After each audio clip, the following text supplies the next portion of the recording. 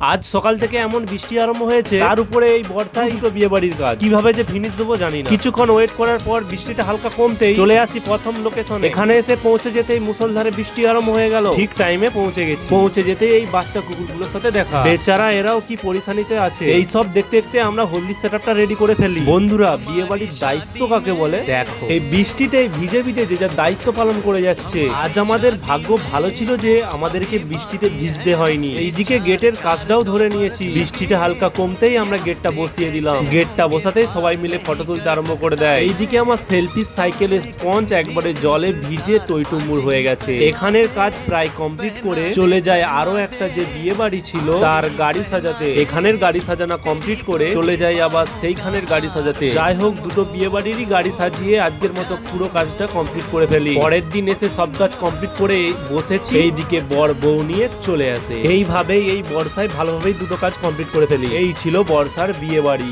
শীতকালেতে শীত, বর্ষাকালে বৃষ্টি, গ্রীষ্মকালে গরম। এই নিয়েই আমার ডেকোরেশনের জীবন। চলো বন্ধুরা, এই ছিল আজকের মিনি ব্লগ। দেখা হচ্ছে আবারও একটা নতুন ব্লগ ভিডিও।